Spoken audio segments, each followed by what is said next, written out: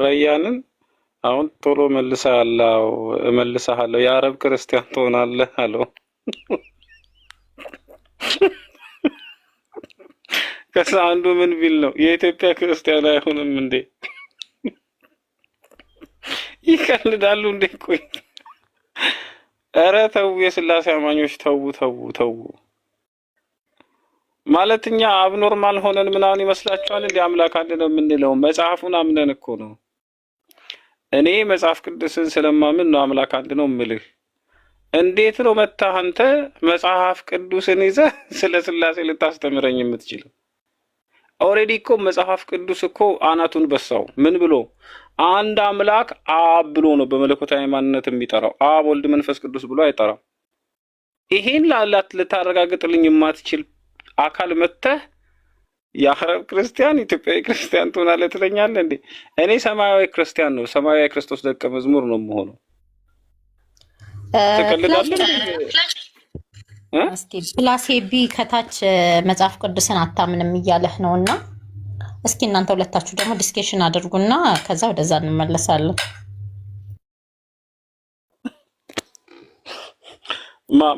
መጽሐፍ ቅዱስን አታምንም? አዎ መጽሐፍ ቅዱስን አታምንም እያለ ነው። ይሄውና እዚህ ጋር እኮ አለ ከዩቲ በታች ሚውት አንሳ። ኦኬ ቤሪያ እንዴት ነህ? የኢየሱስ አምላክ ይመስገን አለን። ጌታ ይመስገን። ደህና ነህ? የኢየሱስ አምላክ ይመስገን። እንዴት ነህ? አለን። በመጽሐፍ ቅዱስ ታምናለህ ቤሪያ? አዎ አምናለሁ። ኦኬ እስቲ መጀመሪያ ዲስከስ ከማድረጋችን በፊት መጽሐፍ ቅዱስ የእግዚአብሔር ቃል ለመሆኑ ምንድነው ማስረጃ? መጽሐፍ ቅዱስ የእግዚአብሔር ቃል ነው መቻልኩ ሆነ መጀመሪያ። ኦኬ መጽሐፍ ቅዱስ የማን ቃል ነው? መጽሐፍ ቅዱስ አንድ የነገስታት ታሪክ አለበት፣ ሁለት መዝሙር አለበት፣ ለሴቶች የተዘመረ መዝሙር፣ ሶስት ታሪክ አለበት፣ ሰዎች ለሌላ አካል የወንጌልን ትምህርት ለማስተማር የተቀመጡ ታሪኮች አሉበት፣ አራት ደግሞ መገለጥ አለበት። ኦኬ እሺ። ስለዚህ መጽሐፍ ቅዱስ ለአንተ የታሪክ መጽሐፍ ብቻ ነው ማለት ነው? አላልኩም እኮ ነው። አራት ነገር ዝርዝርልህ። አንድ ታሪክ ነው ያለበት፣ ሁለት ለሴቶች የተዘመረ መዝሙር አለበት ብዬ እየዘርዝርልህ የታሪክ መጽሐፍ ብቻ ነው እንዴት ልኛል እንዴ? ኦኬ እሺ። በኦሪጂናል ጻፊዎቹ እንደተጻፈ ምንድነው ማስረጃ? እሺ ባላስር ምኑ መጽሐፍ ቅዱስ በኦሪጂናል አውተሮቹ እንደተጻፈ ለምሳሌ አዲስ ኪዳን ጋር ብቻ እንቆምና ምንድነው ማስረጃ? የመጀመሪያው መጽሐፉ ራሱ ይናገራል። ሁለተኛው መጽሐፉ የሚናገራቸው ትምህርት ደግሞ ቀጥተኛ ትምህርት መሆናቸው ይረጋገጣል። ለምሳሌ ጳውሎስ እግዚአብሔር አምላክ አንድ ነው አለ። አምላክ አንድ ነው ብሎ ማስተማር ትክክለኛ ትምህርት ነው። ስለዚህ ይቀበለዋል። አይደለም ጥያቄ። በጆሴፍ ስሚት የተጻፈ የሞርሞን መጽሐፍ እንኳን አምላክ አንድ እንደሆነ ይናገራል። አይደለም ጥያቄ።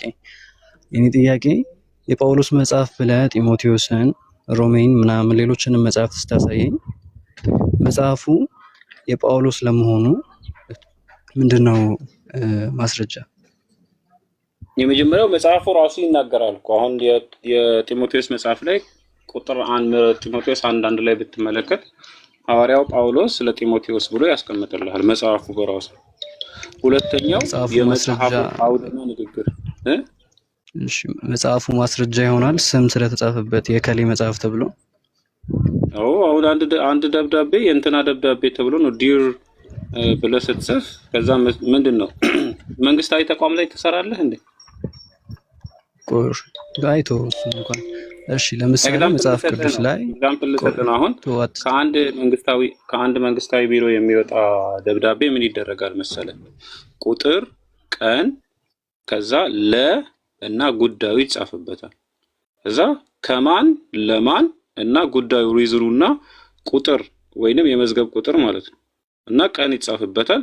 ሁለተኛው ያንን ደብዳቤ ለማረጋገጥ አውቶሪቲ ያለው ማህተም ይደረጋለታል፣ የርዕስና የግርጌ ማለት ነው። ቀጥሎ ከሰላምታ ጋር የቢሮ ኃላፊ ወይንም ሄድ የሆነው ማህተም ይደረጋል። ስለዚህ ያረጋግጣል። አሁን ምንድነው እያረጋገጠ ያለው? የቢሮ ማህተም ወይንም ስሙ ነው አረጋጋጭ ሆኖ የተገለጠው፣ ያ ደብዳቤ ከነዛ ዘንድ ስለመሆኑ ማለት ነው።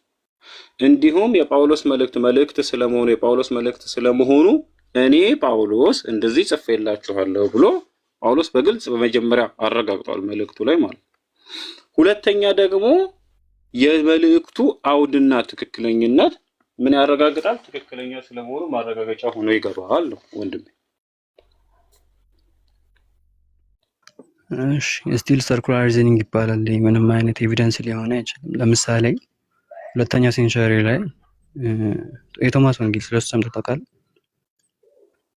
ስለ ቶማስ ወንጌል አሁን መጽሐፍ ቅዱስ ውስጥ እንግባና አንተ የሥላሴ አማኝ ስለሆንክ አሁን መጽሐፍ ቅዱስን ታምናለህ አልከኝ። አዎ ምንድነው ማረጋገጫ? ሁለት ፖይንቶች ሰጠው።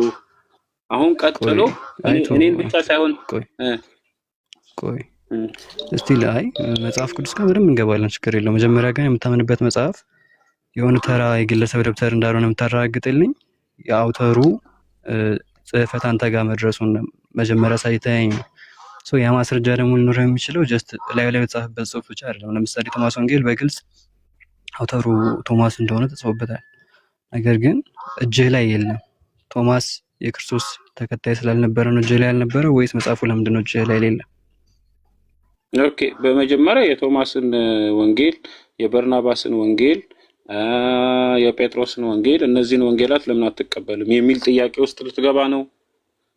አሁን መጽሐፍ ቅዱስ ላይ ቆመን ሶስተኛ ጥያቄ ልትጠይቀኝ ነው። መጽሐፍ ቤሪያ ቆይ ችግር የለም እንደዛ ነው ልጠይቀም። የበርናባስ ወንጌል ምናምን አገስ ሲጀምር 19ኛ ክፍለ ዘመን ነው 19ኛ ክፍለ ዘመን አካባቢ የተገኘው።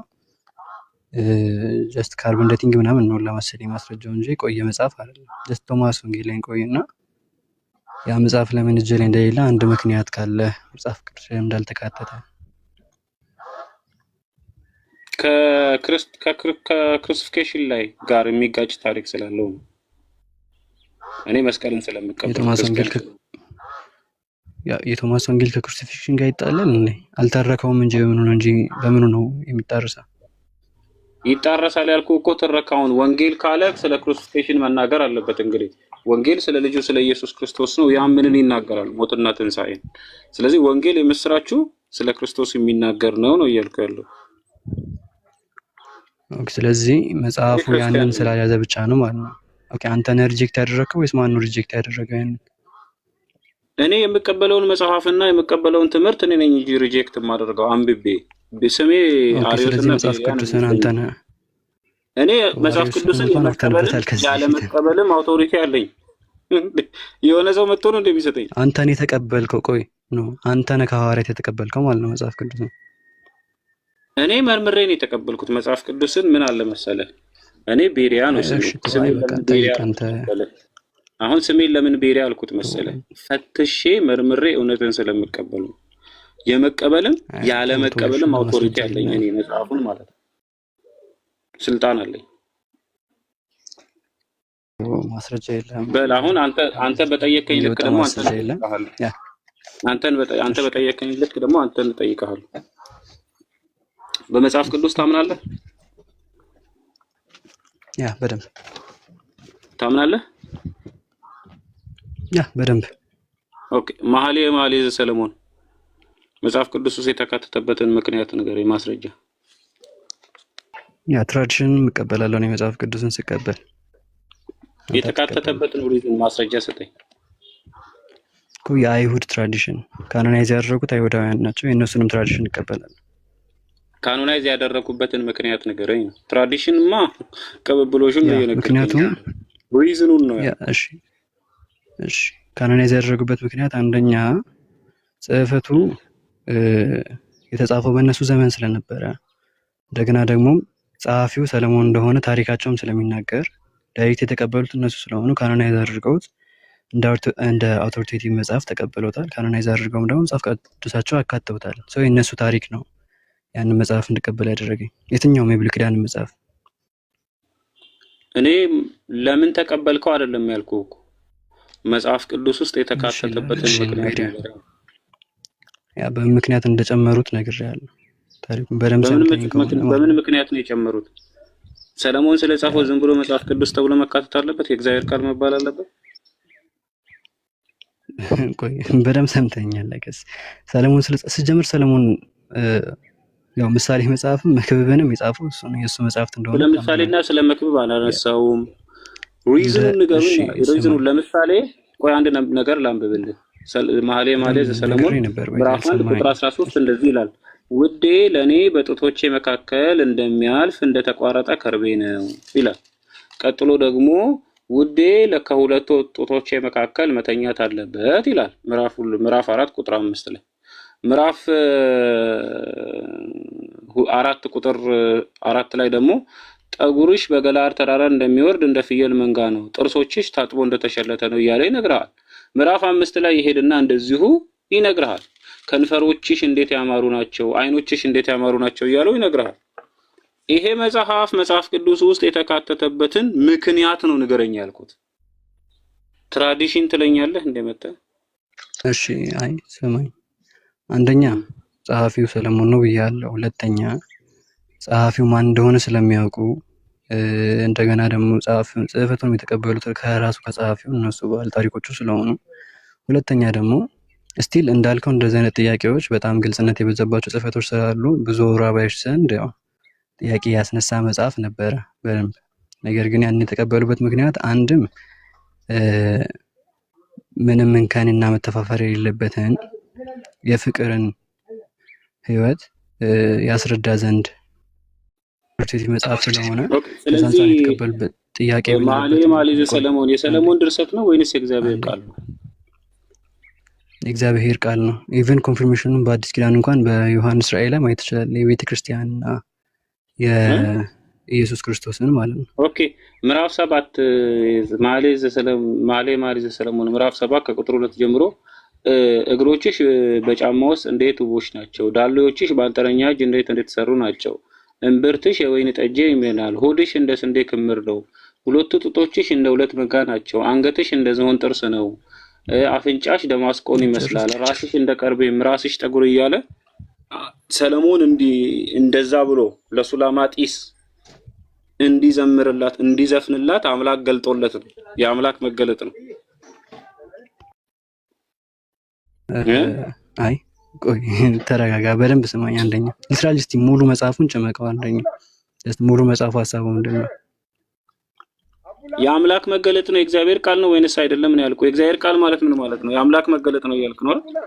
ኦኬ የአምላክ መገለጥ ማለት አንደኛ እያንዳንዱን ነገር እንዲጽፉ አነሳስታችኋል አይደለም። ነገር ግን የተጻፉት እያንዳንዱ ወርድ የእግዚአብሔር ንግግርም ነው እያልን አይደለም ሊትራሊ እንደቆራን። ነገር ግን የአምላክ መገለጥ ነው ስንል ይሄ መጽሐፍ የተጻፈው በሰው ፍቃድ ሳይሆን እንደ እግዚአብሔር ፍቃድና በመንፈስ ቅዱስ ምሪትም ነው። ለዛም ነው ሙሉ ሐሳቡን ጨምቄ ፍጹም እንከን የሌለበትን ፍቅር ያሳያል። እስቲ በመንፈስ ቅዱስ ምሪት የተጻፈ የመጽሐፍ ቅዱስ አንድ ክፍል አሳይ። ሙሉ መጽሐፉ ሊትራሊ ጳውሎስ ይናገራል። ለምሳሌ ጳውሎስ ቅዱሳን መጽሐፍት ለምንከር የተጻፉ ናቸው እያለ በመንፈስ ቅዱስ ምሪት ተጽፏል ብሎ የተናገረበትን አንድ ጥቅስ አሳይ። ጢሞቴዎስ ምዕራፍ 3 ቅዱሳት መጽሐፍ ቅዱስ ብሎ በአንድ ጥራዝ አልጠራም። በል ጢሞቴዎስ መጽሐፍ ላይ ስለ ጢሞቴዎስ መጽሐፍ ምዕራፍ 3 እሺ ጢሞቴዎስ ምዕራፍ 3 ቁጥር ካልተሳሳትኩ 16 አካባቢ ቼክ ላድርገው። እሺ የእግዚአብሔር ሰው ፍጹምና ለበጎ ስራ ሁሉ የተዘጋጀ ዘንድ የእግዚአብሔር መንፈስ ያለበት መጽሐፍ ሁሉ ለትምህርት፣ ለተግሳጽ፣ ልብንም ለማቅናት በጽድቅም ላለው ምክር ይጠቅማል ይላል። ስለ ጥቅም ነው እያወራ ያለው። ስለ ጽሕፈት በእግዚአብሔር መንፈስ ተጽፏል የሚል ቆይ ተረጋጋ። አንብበዋል ቤሪያ እዛና እዚያ ትሄድ ምን ያለበት መጽሐፍ አለ? የእግዚአብሔር መንፈስ ያለበት መጽሐፍ ነው ያለ። በእግዚአብሔር መንፈስ ምሪት ተጽፏል። የእግዚአብሔር መጽሐፍት የእግዚአብሔር መንፈስ አለባቸው ወይስ የለባቸውም? ምን ማለት ነው የእግዚአብሔር መንፈስ? እኔ ስለ ምሪት እየጠየኩ መልሰህ ትጠይቀኛለህ እንዴ ወንድሜ? ግልጽ ነው። አይ ያነበብከው ነገር እንኳን በእግዚአብሔር መንፈስ ምሪት መጽሐፍ ማለት ምን ማለት ነው? እሺ ኦልሬዲ ያነበብከው ነገር ይካድ ስለሆነ እግዚአብሔር ቃል ሲናገር ጢሞቴዎስ ላይ ጳውሎስ ስለ ጽሕፈት አይደለም እዚህ ጋር እንደሚያወራው። ቆይ እኔ ውሸት አልወድም። ያልጠየቁን ነገር እኔ ውሸት ዋሽታል። አልወድም። እሺ በእግዚአብሔር ዋሽታል። መንፈስ ቻል ያነበብከውን ነገር ነው ኧረ ይከልከል በመድኃኒዓለም እስከተልሽ። እዚህ ክፍል እሺ ላይ በእግዚአብሔር መንፈስ ምሪት ተጽፏል መጽሐፍ ቅዱስ የሚል ቃል የለም። በመጀመሪያ ደረጃ ጢሞቴዎስ በጻፍ ምዕራፍ 3 ቁጥር 16 እና 17 መጽሐፍት በእግዚአብሔር መንፈስ ምሪት ተጽፈዋል የሚል ሽታውም አንድምታውም ፍቺውም ጽሕፈቱም የለም። ምኑንም አናገኝም እንደዛ የሚባል ነገር። እየተናገረ ያለው የእግዚአብሔር መንፈስ ያረበት እያለ ያለው ትክክለኛ መረዳት ያለበት ማለት ነው። ለምሳሌ ሉቃስ ወንጌል ምዕራፍ 1 ላይ ትክክለኛ መረዳት አለ። ምን ማለት ነው? ሉቃስ በራሱ ተነሳሽነት ለጢሞቴዎስ ቢጽፈውም እዛ ውስጥ ግን ትክክለኛ መረዳት አለ። ያ መረዳት እውነተኛ ትምህርትን እንድናውቅ ያደርገናል ነው እያለ ያለው። ለምሳሌ ሉቃስ ወንጌል ምዕራፍ 1 ከቁጥር 35 እስከ 42 ስትሄድ ድንግል ትጸንሳለች፣ ወንድ ልጅም ትወልዳለች፣ ስሙንም ኢየሱስ ትይዋለሽ እያለ በድንግልና መጽነሷን ስለሚናገር በድንግልና መጽነሷን ያብራራልሃል፣ ለጥበብ ይጠቅምሃል ነው። ምን ትክክለኛ መረዳት ያለበት መጽሐፍ የእግዚአብሔር መንፈስ እያለ ያለው ትክክለኛ መረዳት ማለት ነው። የኔ ጥያቄ በእግዚአብሔር መንፈስ ምሪት የተጻፈ መጽሐፍ አለ፣ መጽሐፍ ቅዱስ እንደዛ ነው የተጻፈው ላልከው ማስረጃ ስጠኝ። በእግዚአብሔር መንፈስ ምሪት የተጻፈ መጽሐፍ ነው መጽሐፍ ቅዱስ የተናገረው። እሺ የእግዚአብሔር መንፈስ ያለበት መጽሐፍ በሰው ፈቃድ የመጣ መጽሐፍ ነው። እግዚአብሔር መንፈስ ያለበት ና በሰው ፈቃድም ቢመጣ የእግዚአብሔር መንፈስ ያለበት መጽሐፍ አለ። ለምሳሌ ሉቃስ ወንጌል በሰው ፈቃድ ነው የተጻፈው፣ በእግዚአብሔር ፈቃድ አይደለም። ኦኬ፣ ስለዚህ የግለሰብ መጽሐፍ ነው ማለት ነው እጄ ላይ ያለው። አው እኔ እኮ ወንድሜ የኔ እምነትና መረዳት ቀጥታ ከመጽሐፍ ቅዱስ ነው። ለምሳሌ ሉቃስ ወንጌል ምዕራፍ 1 በሰው ፈቃድ እውነተኛ ትምህርት የተነገረበት መጽሐፍ ነው ብዬ ነው የማምነው እኔ ቤሪያ። ኦኬ፣ ስለዚህ የሰው ፈቃድ መልካምን ነገር ያወጣል ብለህ ታምናለህ ማለት ነው? አዎ የሰው ፈቃድ መልካምን ነገር ያወጣል ብዬ አምናለሁ። እሺ፣ ስለዚህ የሰው ፈቃድ ነው ማለት ነው የምትከተለው? አዋልኩ እኮ መልሰህ ደጋግመህ ለምን እንደምትጠይቀኝ። ሉቃስ ወንጌል ምዕራፍ 1 ላይ የከበርክ ቴዎፍሎስ መጀመሪያው የዓይን ያየን የቃሉ አገልጋዮች የሆኑትን እንዳስተላለፉልህ በእኛ ዘንድ ስለተፈጸመው ነገር ብዙዎችን ታሪክን በየተራው ለማዘጋጀት እንደመከሩ እኔ ደግሞ ስለመተማርከው ነገር እርግጡን እንድታው በጥንቃቄ ሁሉን ከመጀመሪያ ተከትዬ በየተራው ልጽፍልህ መልካም ሆኖ ታየኝ። የመልካምነት መታየቱ ለራሱ ነው፣ እግዚአብሔር አነሳስቶት አይደል? እግዚአብሔር አነሳስቶት ነው የጻፈው፣ በእግዚአብሔር መንፈስ ምሪት ነው የጻፈው ካልክ ማስረጃ አምጣ ስለ ሉቃስ ወንጌል። እሺ ስለዚህ የሰው ፍቃድ የምትከተለው የሰው ፍቃድ የምትከተለው በፊቱ ነው ማወቅ ነበር። ነገር ግን ሊትራሊ ቀደም ያነበብከው መጽሐፍ ማስረጃ ስለኝ ወንድም አሁን እኔ አንድ ነገር ከያዝኩኝ ንግርን ጭራ ከያዙ አይልቀቁ አይነት ነገር ነኝ። አያያዙ ከያዙም አይልቀቁ። በእግዚአብሔር መንፈስ ምሪት የተጻፈ መጽሐፍ አለ መጽሐፍ ቅዱስ ያልከውን መጀመሪያ ማስረጃ ስጥ፣ ከዛ ወደ ሁለተኛው እንሄዳለን። እሺ ሊትራሊ ግሪኩን ብናነባው ሁለተኛ ጢሞቴዎስ ምዕራፍ 3 ቁጥር 16 ላይ የሚለው እግዚአብሔር መንፈስ ያለበት ነው የሚለው፣ ወይም ደግሞ ጋድ ብሪዝድ ምንድነው የመለኮት እስትንፋስ ያለበት ነው የሚለው ባጭሩ። እና ይሄ መጽሐፍ ሊትራሊ የሰው ቃል ብቻ ሳይሆን የመለኮት እስትንፋስ ያለበት ቃል ነው ብዬ አምናለሁ። ይህም ደግሞ እግዚአብሔር መንፈስ እንደመራቸው ስለጻፉ እንጂ እንደፈቃዳቸው ስላልጻፉ ነው። ከሰው ፈቃድ መልካም ነገር እንደሚወጣ እግዚአብሔርን ቃል ስለማይነግረን ማለት ነው። ባጭሩ ሉቃስ ተነሳሳው ልጽፍልህ ተሰማኝ ሲል ያ መነሳሳት ያ ኢንስፓይሬሽን ከመንፈስ ቅዱስ ካልሆነ በስተቀር አይመጣም። ምክንያቱም ሊትራሊ አንድ ቀላል ምሳሌ ልስጥህና ቤሪያ በቅነት የምትሰማኝ ከሆነ ከተናገርኩት 10 ደቂቃ በፊት የተናገርኩትን ቃል አታስታውስም። ነገር ግን ሐዋርያት ከ20 እስከ 70 ዓመት ምናምን ልዩነት ባለ ጊዜ ውስጥ እስከ 65 ዓመት ልዩነት ኢየሱስን ቃል አስታውሰው ሲጽፉ የጻፉት በራሳቸው ነው ካልከኝ ወይል የሆነ ችግር አለ። ነገር ግን ኢየሱስ ራሱ ሲናገር ዮሐንስ 16 አካባቢ ላይ መንፈስ ቅዱስ ይመጣላልና የተነገርኳችሁንም እንዳለ ያሳስባችኋል። ያሳስባችኋል አለኝ። በሱ ምሪት ትጽፋላችሁ አለ። እሱ ቆይ ሀቢቢ እሱ ካላሳሰባቸው ያስታውሰው መጻፍ ይችላሉ? ወንድሜ ስለ ጽህፈት ነው እያወራን ያለነው። ጽህፈት ወይንም ምሪት ማለት ምን ማለት ነው? ወረቀትና ብዕራቸውን ስለማገናኘት ነው እየጠየቅኩ ያለሁት እንጂ መረዳቱ ከየት ነው ወዴት ነው እንዴት ነው የሚል ነገር አልጠየቅኩም። እሺ አሁን ጥያቄው በራሳቸው ቆይ በእግዚአብሔር መንፈስ ምሪት ተጽፏል፣ ሪትን የተደረገው በምሪት ነው ስላልከው በምሪት ሪትን የተደረገ መጽሐፍ ቅዱስ ውስጥ አንድ ቃል አሳየኝ ነው። እስካሁን ያልኩትን ጭራሽ አልሰማኝም። ጀስት አንዴ ልድገምልህ፣ ከዛም በኋላ ካልተግባባንም ጀስት ይቀርባል። እያደከምከኝ ስለሆነ እስካሁን ያልኩትን ራሱ አልሰማኝም። ሊትራሊ ከ10 ደቂቃ ፊት ያልኩትን ንግግር አስታውሳለሁ። ነገር ግን ሐዋርያት ያንን አስታውሰው የጻፉት የተናገርኳችሁን ያሳስባችኋል ስላላቸው፣ ሁለተኛ ደግሞ ራሱ ዮሐንስ 17 ላይ ሲናገር የሰጠኸኝን ቃል ሰጥቻቸዋለሁ ስላላቸው፣ ይሄ ሁሉ እየተፈጸመ ያለው ከሆነ በስጋ ውጤት ሳይሆን በእግዚአብሔር መንፈስ አብሮነት ነው። ምክንያቱም ለጢሞቴዎስ ራሱ ጳውሎስ ሲናገር ቅዱሳት መጽሐፍት ሁሉ የእግዚአብሔር እስትንፋስ ያለባቸው ናቸው፣ የመለኮት እስትንፋስ ያለባቸው ናቸው ብሎ ተናገረ። ምክንያቱም ከሰው ፍቃድ የመጡ ሳይሆን ከእግዚአብሔር ፍቃድ የመጡ ስለሆነ። ኦኬ፣ በመጀመሪያ እንትን ነው እያደረክ ያለኸው፣ ማስረጃው ስለሌለህ እየተሽከረከርክ ነው። መሽከርከርና ማድከም ደግሞ ምንም አይጠቅምንም። ኦኬ፣ አሁን ሶስተኛውን ጥያቄ ልጠይቅ። 3 ጥያቄ ስለጠየቀኝ የመጀመሪያው በመጽሐፍ ቅዱስ አምናለሁ ብሏል። ሁለተኛው የመኃልየ ዘሰሎሞን የእግዚአብሔር ቃል ነው ብሏል። ይሄ አስደንጋጭ ነገር ነው። እግዚአብሔር መጥቶ ስለሆነች ሴት ጡት፣ ስለ ሱላማጢስ ጡት ቂጥ ምናምን ያወራል ብለህ ማሰብ በራሱ ማለት ነው። ሶስተኛ ጥያቄ ላስቀምጥልህ። መጽሐፍ ቅዱስ ውስጥ አንተ በምታምነው መጽሐፍ ቅዱስ ውስጥ በብቸኝነት በኢየሱስ በማርያምና በዮሴፍ የሚመለከው አምላክ በአዲስ ኪዳን ማን ነው? በማርያምና በዮሴፍ የሚመለከው ብቸኛው አምላክ? አዎ፣ በኢየሱስ በማርያምና በዮሴፍ የሚመለከው ብቸኛው አምላክ በአዲስ ኪዳን ማን ነው? እሺ፣ ኢየሱስን ከማርያምና ከዮሴፍ ካታጎሪ እየመደብከው ያለው ፍጡር ብቻ ሆኖ ነው?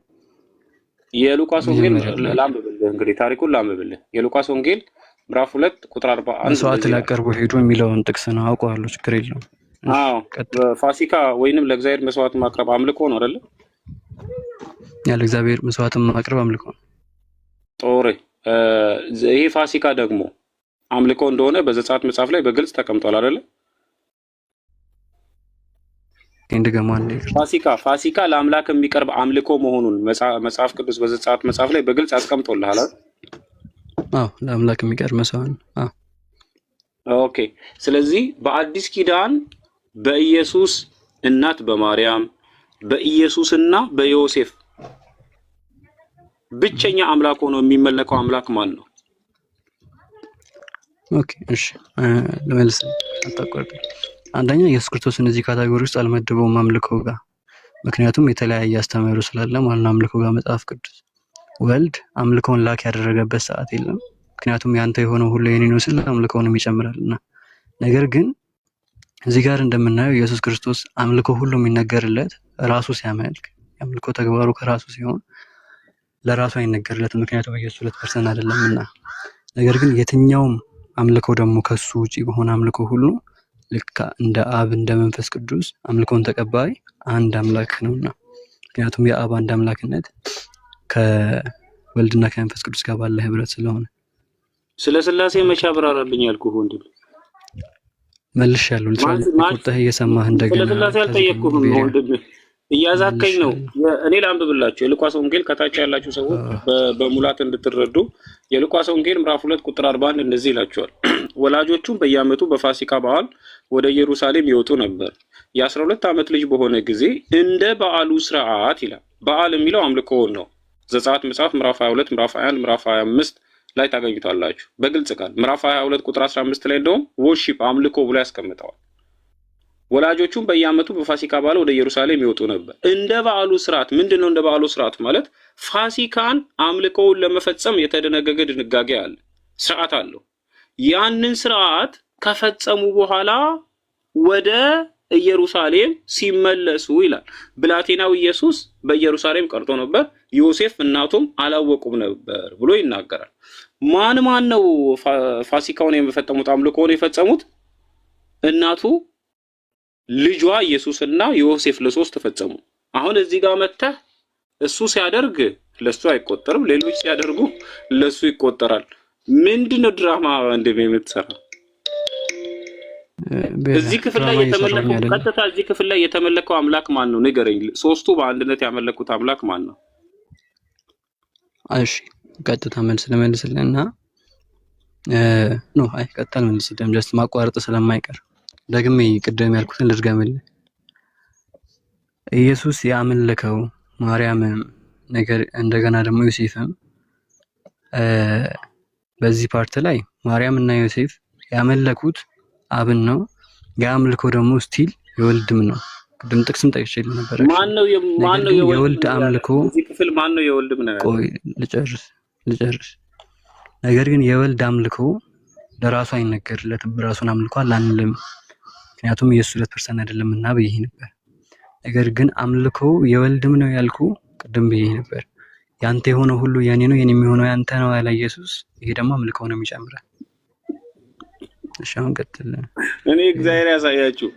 መጽሐፉ አይናገርም፣ መጽሐፉ ግን እንዲናገር እናስገድደዋለን። ይሄ መጽሐፍ ቅዱስን የመድፈር ጥቅስ እየጠቀስኩ ነው ያወራው። የቱ ጋር ነው የኢየሱስና የዮሴፍ አምልኮ? የማርያምና የዮሴፍ አምልኮ ለኢየሱስ ይነገራል። የኢየሱስ አምልኮ ግን 2% ስለሆነ ለራሱ አይነገርም። ስላልሆነ ለራሱ አይነገርም። ከየት አምጥተህ ነው ያልከው? ማን ይሄን ያለው? ቅዱስ እንዳንተ ጥቅስ ቆርጬ አልቀበልም። በዚህ አይነት ሙድ የምናወራ ከሆነ እሺ እንቀጥል፣ ችግር የለውም። ነገር ግን በስነ ስርዓት አሁን በግልጽ ቃል ላረጋግጥልህ። በግልጽ ቃል ፋሲካ ለኢየሱስ ተደርጎ አያውቅም። ኢየሱስ ፋሲካን አድራጊ እንጂ የሚደረግለት አምላክ አይደለም። ይሄን አረጋግጠህ ተፍለቅ አድርገህ ያዝ። ፋሲካ ለአብና ለአብ ብቻ የሚደረግ ነው። ከአብ ውጪ ፋሲካ የሚደረግለት የፋሲካ አምልኮ የሚሰጠው ሌላ አካልም ሌላ አምላክም የለም። ግልጽ የበራ እውነት ነው። አደባባይ ላይ የቆመ እውነት ነው ወንድሜ። አደባባይ በመኪናዎች አደባባይ እንደምትዞር ዞረኸው የማታቆመው ሰርክል የሆነ ግልጽ የሆነ ለሁሉም የሚታይ ማስረጃ ነው። ኢየሱስ በዛ ቀን አልተመለከም፣ አምላኪ ነበር። ስለዚህ ብቻውን የተመለከው አብ ነው። መንፈስ ቅዱስም አልተመለከም። ማን ነው ብቻውን የተመለከው? አብ ነው በብቸኝነት የተመለከው። እነሱም በብቸኝነት ለምሳሌ ዘዳግም 6 ላይ እጂ ሁለተኛ ማስረጃ አይደለም ማስረጃ የማብራሪያ ማስረጃ ነው የምሰጥህ ወንድሜ። የማብራሪያ ማስረጃ ይባላል። ይሄ ነገሬን ለማብራራት የምጠቅሰው ነው፣ ለጥያቄ አይደለም። ነገሬን ለማደራጀት ዘዳግም 18 ላይ እንደዚህ ይልሃል። ዘዳግም 6 ላይ እስራኤል ሆይ ስማ፣ አምላካችን እግዚአብሔር አንድ እግዚአብሔር ነው ይልና አንተም አምላክን እግዚአብሔርን በፍጹም ነፍስህ፣ በፍጹም ኃይልህ፣ በፍጹም ነፍስህ ውደድ። እኔም ዛሬ አንተን የማዝህን ይህንን ቃል በልብህ ያዝ አለ። ማንን? እስራኤልን፣ ኔሽኑን፣ ትውልዱን። ማን ወክሎ ይናገራል? ሙሴ ከአምላክ ወክሎ ኔሽኑን ወክሎ ይናገራል። ይህንን ቃል ያዝ አለው።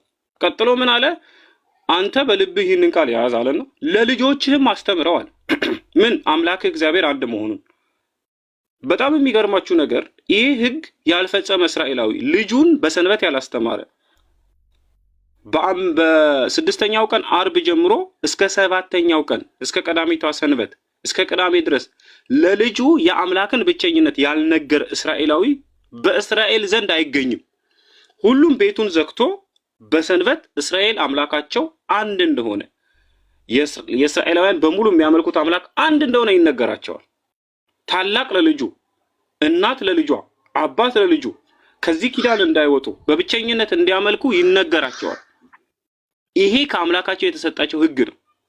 ታዲያ ኢየሱስንም እንደዛ አድርጋ ነው ያሳደገችው ማርያም፣ በሰንበት እያስተማረችው ለአምላኩ በሕጉ መሰረት ማለት ነው። መልሳ ለአምላክ አምላክ አንድ ነው ብላ ታስተምራለች እንዴ? ለአምላክ አምላክ አንድ ነው ብላ እያስተማረች ታሳድጋለች። ንቃ ወደ ከዚህ ፖለቲካ አንተ ድምልከን ፖለቲካ እንደሰራ አትምከረኝ። ከዚህ አስተምሮ ይክፈት አልወጣም። እሺ እንትን አትበል። ልብህን አትፈል ስለምቀበል ነው። እኔ ስለምወድህ ነው ኃይለ ቃል አድርጌም ከተናገርኩ ይቅርታሽ ነው። ባይዘይ እኔ ያንል ዝግም አይደለሁም። ሜቢ አውቆኛል እዚህ ስወያይ ምናምን ዝግት ብዬ አይደለም ወይ ስህተት የሆነበት ነገር ብዙ ነገር እስካሁን ስላስተካከልኩ ዶክትሪን ላይ። ነገር ግን መጽሐፍ ቅዱስ እንጂ ስላሴን አለማመን አይቻልም። ይሄ ነው አቋም። ኦኬ ማርያም ለልጇ ስለ አምላኩ አስተምረዋለች ወይስ አላስተማረችውም? በሕጉ መሰረት በህጉ መሰረት በልቧ ተጠብቀው ነበር ይላል። እንደማንኛውም እናት በልቧ ተጠብቀው ነበር አይደለም። ለልጇ ህጉን ነው ያነበብኩልህ እኮ ዘዳግም 6:7 ህግን ያነበብኩ። ለልጅህም አስተምረው ይላል። በህጉ መሰረት ማርያም ለልጇ ለኢየሱስ ስለ አምላክ ለእስራኤላውያን ብቸኛ ስለሆነው አምላክ አስተምረዋለች ወይንስ አላስተማረችው?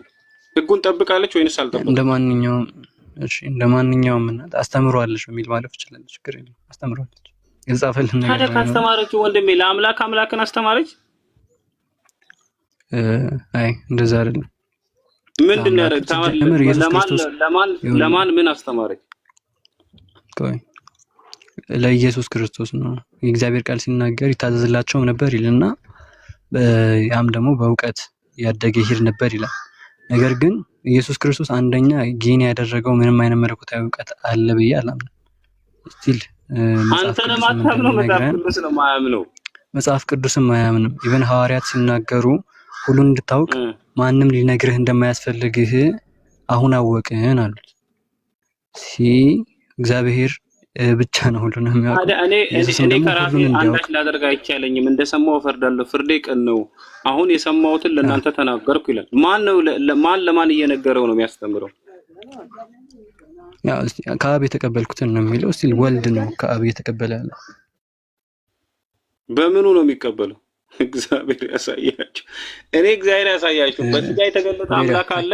ያ በስጋ የተገለጠውን አምላክ በስጋ ስላልተገለጠው አምላክ እናቱ ታስተምረዋለች።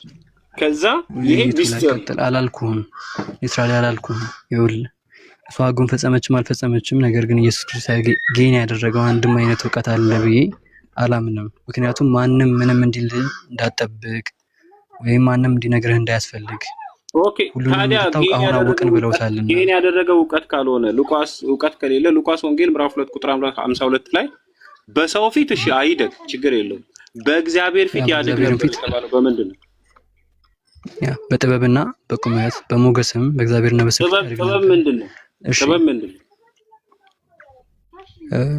ጥበብ ምንድነው? እንዲስ ኮንቴክስት ልፍታል ጥቅሱን ከራይም ጀምሮ ያየ ነው።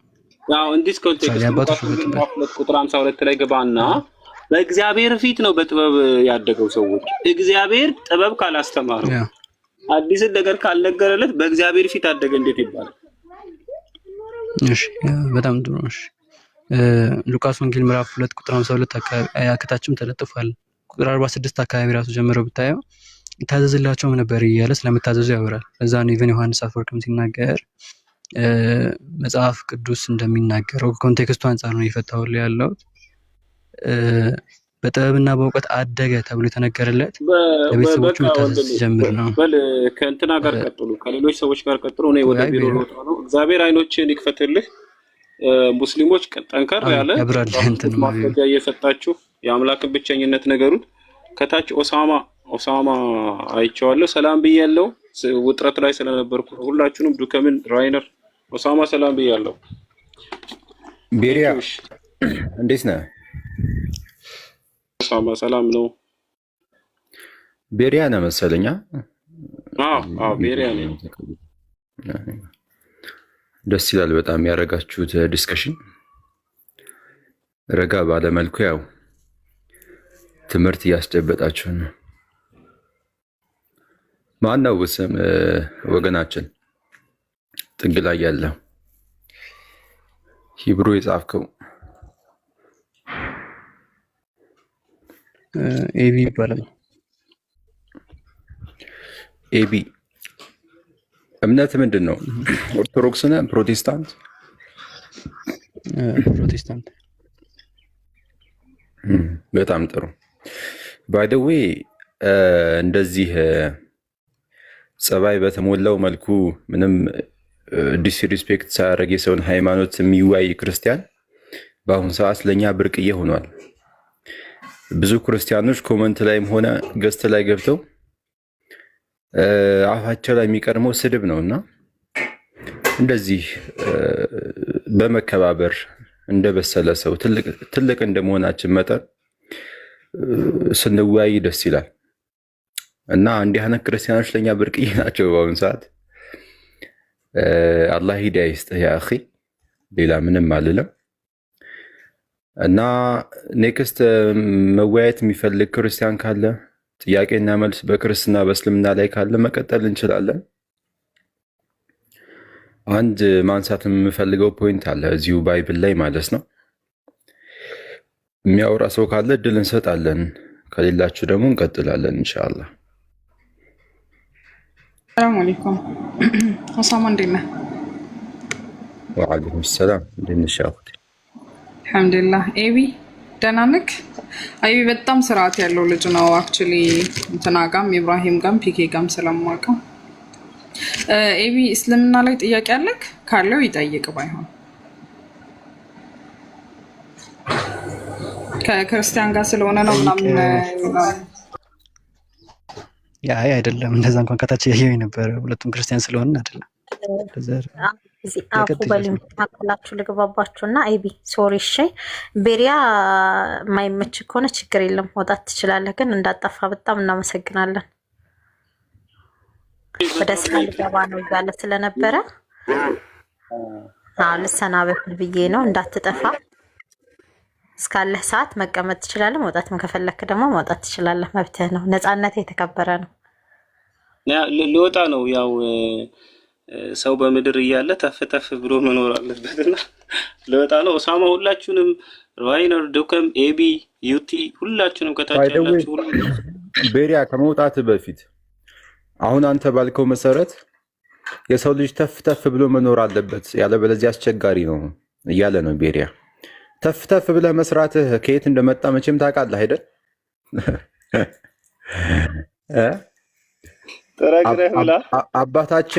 አባታችን አዳም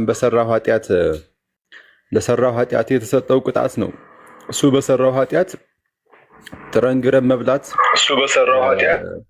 ኦሪት ዘፍጥረት ምዕራፍ 3 ላይ በተቀመጠው መሰረት ዛሬ ላይ ጥረንግረን ተፍ ማለታችን እየተቀጣን ነው። ይሄ የእግዚአብሔር ቅጣት እንደሆነ ታውቃላችሁ አይደል?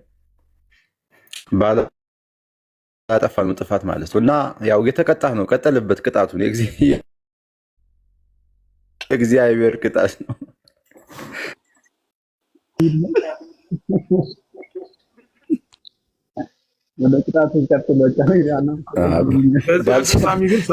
ባልሰራው ኃጢአት እየተቀጣህ ነው። እኛም እየተቀጣን ነው። አላሁመ ልጅ እያለሁ አንድ ሽማግሌ ነበሩና ወላሂ ውሸት አይደለም የምናገረው። እና ምን አሉኝ? ሐዋ ቂጣ ጋግራ ለአደም ስትሰጠው ወደቀባት። ከዛ ተንከባለለ። ከዛ ሲንከባለል አደም አባረረው ቂጣውን። ከዛ እንትን አምላክ ምን አለው? አሁን ቂጣውን ቁጭ ብለህ ቢስሚላህ ብትለው ራሱ ዝም ብሎ ይመጣልህ ነበር፣ ትበላ ነበረ። እና ቢስሚላህ ስላልክ ነው አንተ ጋር ያልመጣው። እንትን ዘሮቹ ሁሉ ያባረራሉ ምግብን። ወላሂ ከትልቅ ሰው የሰማሁት ይሄንን እና አምኜ ቆይቻለሁ። ነገርና ከባድ ነው። እኔ አሁን ወደ ስራ ገባለሁ ስል ሻላ ካላስ ቂጣን አባር ነው።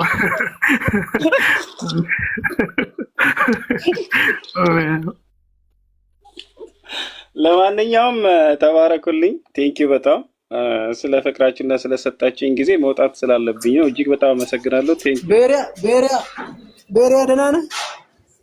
ብዬ ሰላም ብያለሁ። አለ ጓደኛ አሚር እንዴት ነህ? ሰላም ብያለሁ። ሂድ እባክህ ስማ፣ ኧረ እንትን ደውልልሃለሁ። በእናትህ ስልክ አንሳልኝ የሆነ ሳለ ሲመች። እሺ እናወራለን። እሺ ቴንኪው። እሺ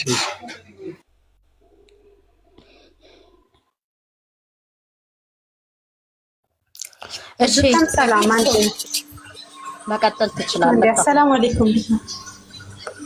ኦኬ እሺ ቀጥል።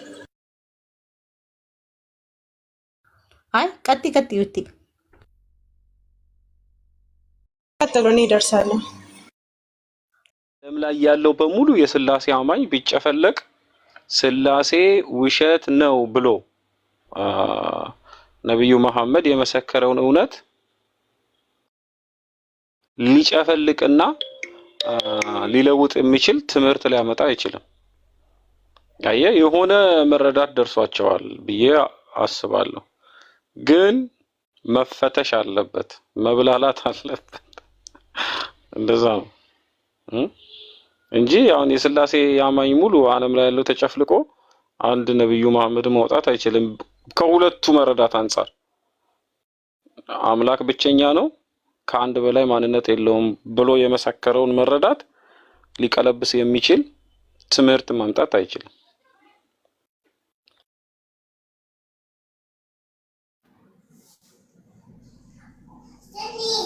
ግን የተቋረጠው አይ እሱ ነው ሚዩት ያደረገው። ግን አንድ ጊዜ ኮሜንታተሮች እስኪ አንድ ነገር ልጠይቃችሁ። ከላይ የተለቀቃል መሐመድ ሰለላሁ ዐለይሂ ወሰለም የሚለውንና ቲክቶክ እስከሚመልሰው ድረስ አንድ ጊዜ እስኪ ሁላችሁም ሼር አድርጉት። ስሙ ይግነ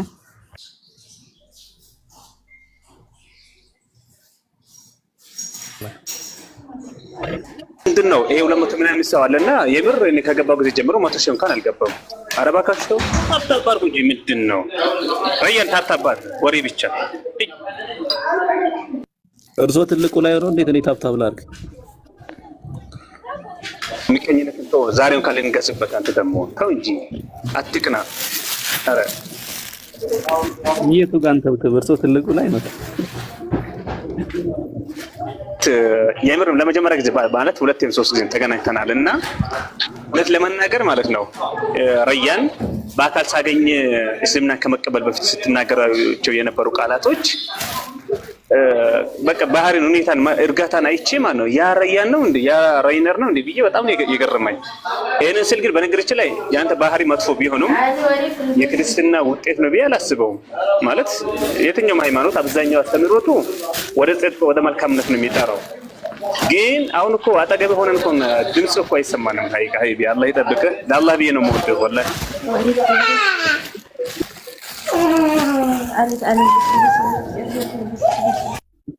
እናመሰግናለን። ሀሳቤን ልጨርስ፣ እኔ ሀሳቤን ልጠቅልልበት ብቻ። ቢራ እኔ አንተ መኖር አለብህ ብዬ የማስበው አንተ ያለበትን ስታንዳርድ ያደረገው ማን ነው? ኢሳ አለይሂ ሰላም ወይም ደግሞ ኢየሱስ ነብዩ ኢየሱስ የናዝሬቱ ኢየሱስ እውነት እናንተ የምታምኑት ነው ያስተማረው ወይ?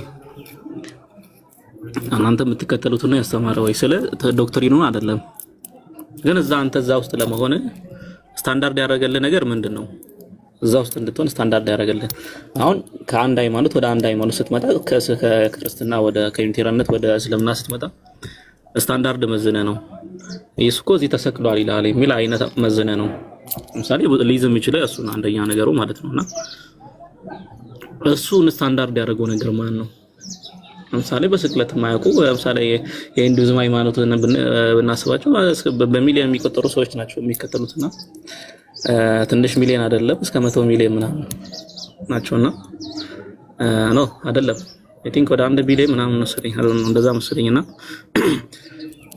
እነዛ ሰዎችስ ላይክ ራሳቸው ስታንዳርድ አላቸው። ሶ ሁሉም የራሱ ስታንዳርድ ሃይማኖቱን የራሱ ስታንዳርድ ያደርጋል። ስለዚህ እዛ ውስጥ ያለውን ዶክትሪኖች ማን ነው ስታንዳርድ ያደረገው? እና እሱ መዝንና እዛ ስክሪፕቸሩን ነው የምታየው። የምን ውጤት ነው ያለበት ሃይማኖት የምን ውጤት ነው ከምን ከየት ነው ያመጣው? ራሱ የፈለገ ጸዴ ታሪክ ይኖረው የፈለገ የሚያሳምን ታሪክ ይኖረው አርኪኦሎጂካሊ ታሪኩ ይገኝ ላይክ አለ አይደል ምንድነው የሚባለው በቃ እውነታዊውን በሂስቶሪካሊ የተረጋገጠ ይሁን ሶዋት ምንድነው ያን ነገር እውነት ሊያደርገው ይችላል ወይ? ያን ነገር እውነት ሊያደርገው ይችላል ወይ? እና እሱም መዝንልሃለሁ። ለሰጣችሁኝ እድል አመሰግናለሁ።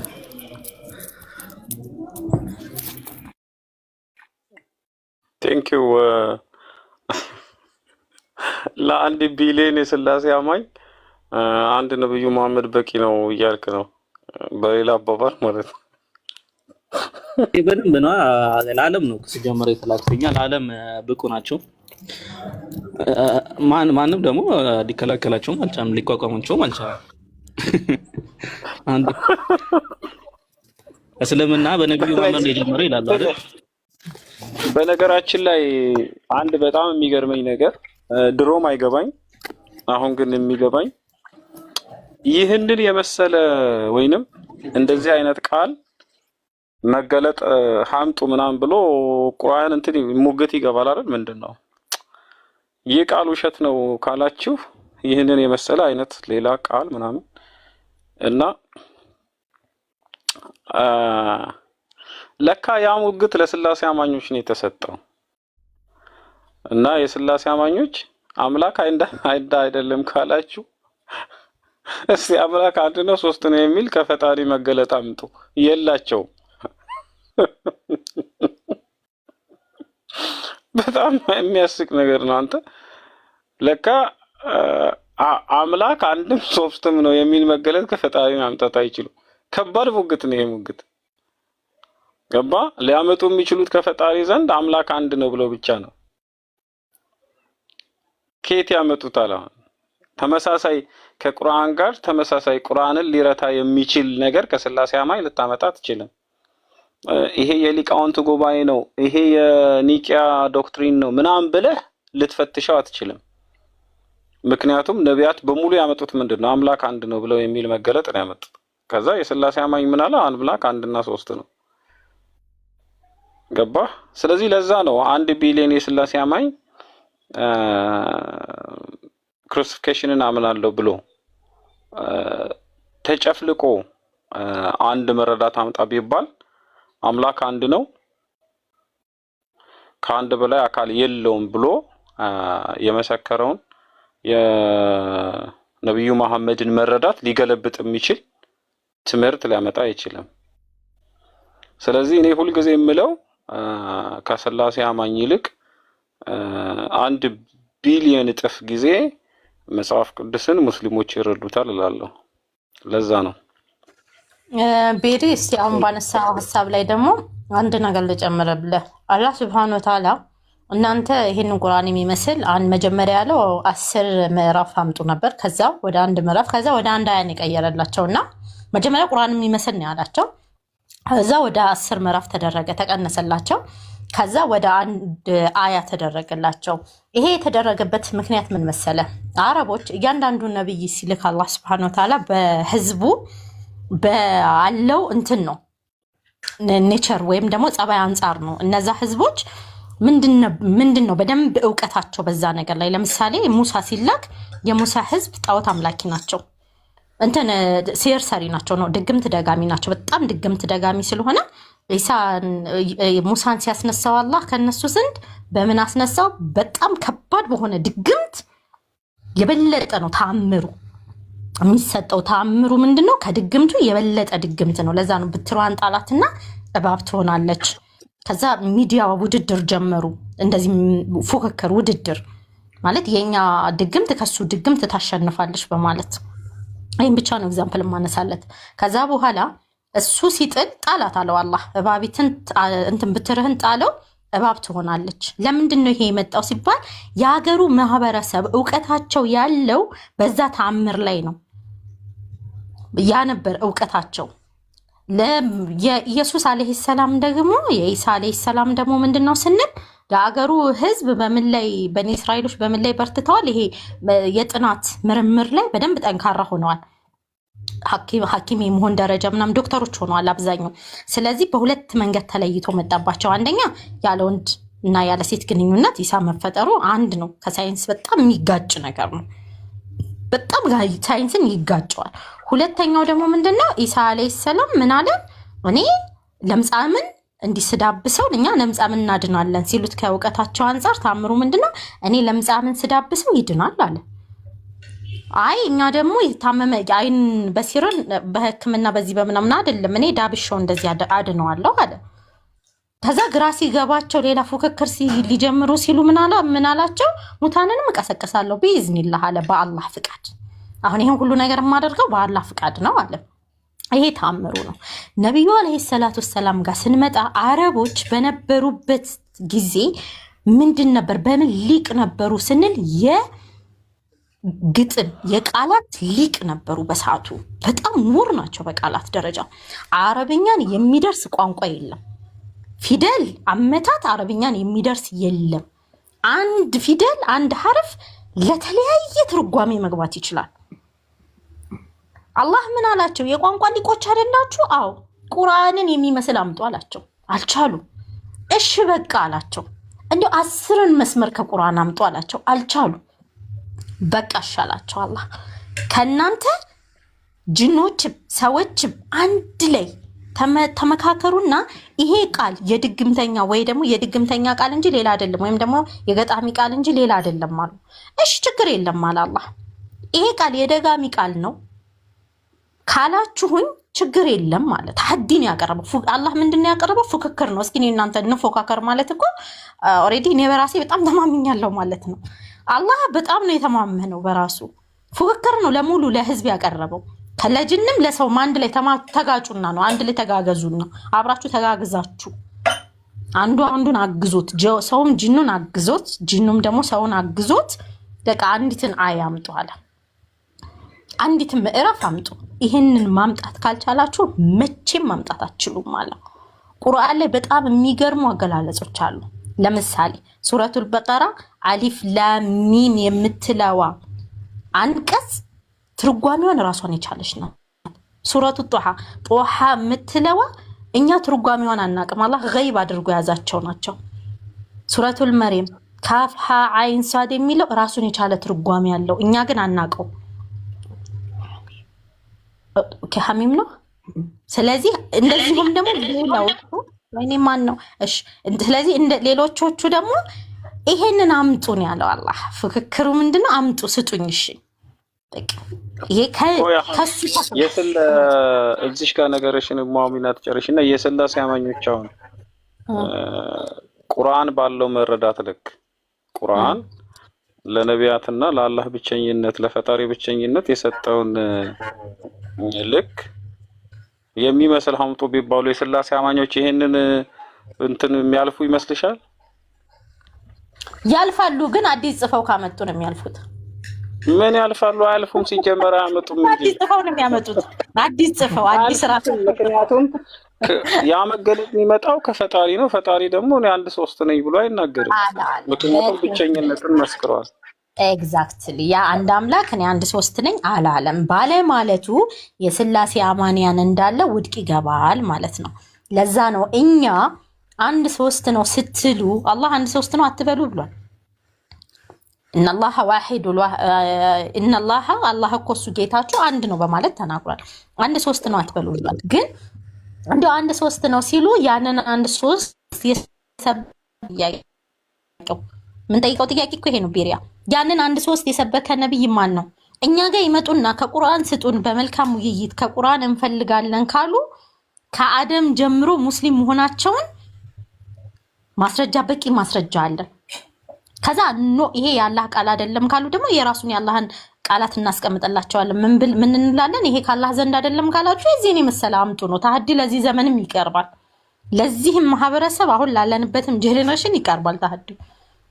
ቁርአን ላይ ችግር አለ፣ ቁርአን ላይ ስህተት አለ፣ ቁርአን ያላህ አይደለም ካላችሁ ቁርአንን የሚመስል ቤት የሚመታ ያለፈውንም ቀጣውንም ምንም አይነት ስህተቶችን የማይናገር ስህተቶች የማይገኙበት የሆነ መጽሐፍ አምጡ ነው። ስጡን፣ ጽፋችሁም ስጡና ችግር የለብንም ስጡን። ከቁርአን አንጻር እንመዝነው የሚለውን ጥያቄ እንገባለን ማለት ነው። ከዛ እኮ ነው ሱረቱል በቀራ ቁጥር 2 ላይ አላህ ሲቀጥል ምን አለ? ዛሊከል ኪታቡ ላ ረይበ ፊህ፣ ይሄ ኪታብ ይሄ መጽሐፍ ከአላህ ዘንድ ለመሆኑ አለ ቤሪያ ምንም ጥርጥር የለውም። ሁደል ሊልሙተቂን ለነዛ ለሚመሩት ምንድነው መመሪያ ነው። ለማን ለሚመሩት ግን ከአላህ ዘንድ ለመሆኑ ግን አለ የትኛው መጽሐፍ ነው? እስኪ ይሄ መጽሐፍ ከአላህ ዘንድ ለመሆኑ ጥርጥር የለውም ብሎ ግጥም አድርጎ የሚዘጋው አንዱ አንቺ እንትን ሲል ከታች ኮሜንት ሲያደርግ እያሳቀኝ ነውና